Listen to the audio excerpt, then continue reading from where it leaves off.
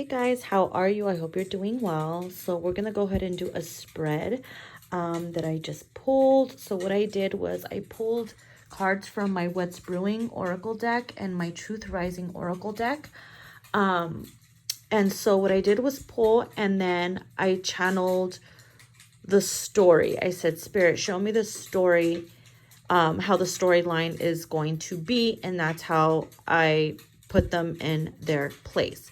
It's pretty interesting. It took me a while because I'm like, okay, what does this mean? What does that mean? I had to clarify a few of them, and then I'm like, I get it. I totally get it. So this reading is general and may or may not resonate with everybody, okay? So what we have here is the caution card. The caution card and preparing for what's to come. Now, I feel like this has something to do with the female. It could be reversed. Remember, the roles could be reversed. It has something to do with the female who is preparing herself for what she's about to find out.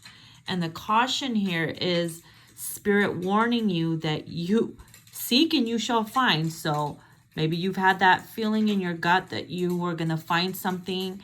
You just know you were going to find something on your husband's phone. This is for my folks who are married, okay? Or in a committed relationship, definitely married though. So you decided, or whoever decided, to hack your husband's phone because you felt something in your gut that something was up, okay? Now, I do feel like you guys are a couple who are always busy, always working, maybe hardly ever have time for each other, and you have been very suspicious of their energy, and your gut and intuition has told you many times to look into this. So now that you had the opportunity, you found a way to hack, whether it was spying through social media or whether it's grabbing their phone or hacking their phone in some way. Maybe you hired someone if it was that serious. There's people out there who actually do that, so that's what I'm saying. And what you ended up finding out is things that you did not want to see, but you expected to see, specifically because we had the caution card. So we had the card of promiscuous sleep, someone who sleeps around, a free-for-all, sleeps with your man type of person, if you know what I mean. So obviously the easy ones, right? The easy ones, easy to get to, easy access. So you found messages on there, photos, photos of them in their underwear or whatever. Maybe they wear red lipstick or red shoes, something about the color red here. And you always knew it because your partner is always with his guard up. They're very defensive all the time. They don't like you to question them. Usually when that happens, it's because they're hiding things. And they try to avoid you plenty of times because they know that you found something out, and they're trying very hard to avoid you or have been avoiding you.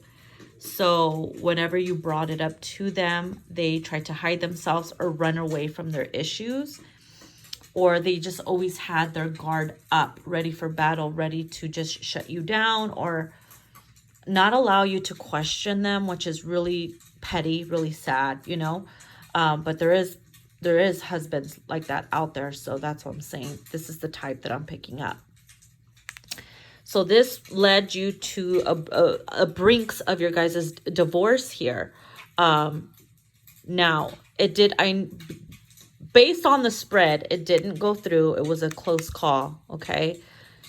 Maybe you threatened them with divorce. Maybe you guys even got a lawyer, did a few steps here. They tried to run away from their issues and problems, perhaps even in denial. Maybe even tried to reverse the shit on you, made it seem like it was all your fault, the reason why they did this, blah, blah, blah. And let me tell you why. They did some brainstorming. They were thinking. Perhaps even try to gaslight you a little bit. But they thought of you as an insatiable female. I think I'm saying that right. Someone who's never satisfied and always wanting more. That's how they looked at you. Always wanting more, never satisfied. But the only reason why you probably acted that way is because they never They never gave you the closure or the affection that you've, deserved. And I know some of you are wondering, well, why did they marry each other if that's the case? Well, everybody's different. Everybody has, their own little love story. And most of the time, people aren't always like this. So, it just feels like they were in deep thought, trying to convince themselves, oh, the only reason why I did it is because this female, she's never satisfied and blah, blah, blah. I had to go look for it somewhere else. That's just stories they were telling themselves. And they came to conclusion, actually, that they were, their wife was only like that because they weren't always there. They weren't always allowing themselves to let you or whoever express yourself to them without having to be shut down or avoided, or not being able to have that one-on-one conversation whenever anything was brought up, because someone was on their high guard, or there was always trying to be avoided and shit like that. So after brainstorming a little bit on the masculine's end, they know they fucked up. They know they fucked up. Maybe they're the reason why the female was always never satisfied and always wanting more, because they always left them hungry, more thirsty, not completely satisfied, because they know their husband can give them more, but they just refuse to do that. And maybe they were in denial. The husband was in denial of that, but this had to happen for them to have some type of epiphany or a change of perspective, okay? So knowing that they fucked up, I'm going to tell you why though. But during this process here, okay, during this process, feminines, you were probably in the energy of self-judgment, making you feel like you weren't good enough. Oh, I'm not good enough. Maybe I am the reason why they did that, or, you were all in your head about it. And because of that, you could have just buried yourself in work, kept yourself super, super busy. And as you could see, they did the same thing. They overworked themselves, doing way too much, because they're trying to avoid what's going on and what they're feeling. They don't want to face what's ahead for them. And feminines, you could have been doing the same thing, because you guys are marrying each other. So stressing yourselves out, never having time for anything, rushing through everything because you don't want to face family or friends of, hey, what's going on with you? Because every time they brought it up, you would get emotional and you just didn't want to go there. It was just too sensitive of a topic for you. So I do see that what kept you going for some of you, whether it was the feminine or the masculine, got themselves into drugs and alcohol to keep them busy, to keep them going, whether it was, really, really bad substance abuse, or, this type of, drugs and alcohol, heavy drinking, maybe heavy smoking, doing too much that led to it's just an unhealthy energy.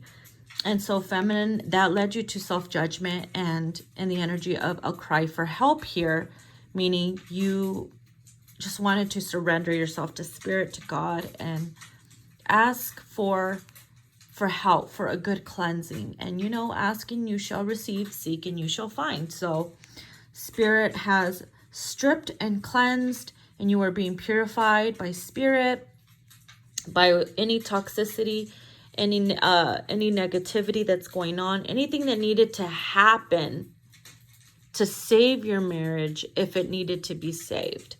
Sad, it's in this way. Everybody's marriages are saved in different ways. Don't judge, okay? So this is just the situation that I'm seeing for this specific topic. So you are definitely being cleansed. So if you're stressed out, if you're going through dark night of the soul, there's a reason why, and spirit understands.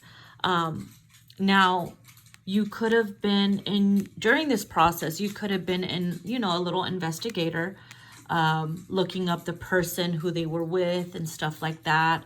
And probably were in the energy of hater, maybe a little jealousy and envy, because, to you, you're like, you know, they went to this person to fulfill a fantasy when I'm right here. So that got you in your self-judgment energy.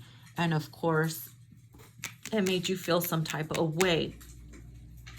Now, back to the masculine, knowing that they fucked up and brainstorming and, you know, realizing that they were probably looking for reasons to blame you for, but, you know, spirit really got them a slap in the face, and that lightning and shit like that hit them, because you see the umbrella, they weren't really trying to get striked or judged by anybody. You know, they didn't want to look in the mirror knowing that it was them as well.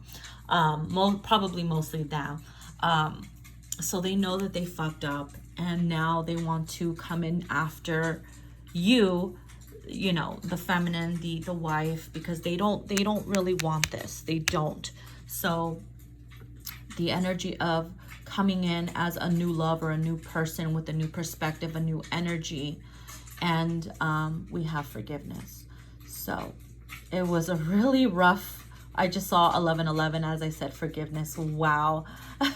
Hopefully they'll let me upload this, but with the forgiveness here, yeah, they want to make amends. You guys are going to make it through this hardship, this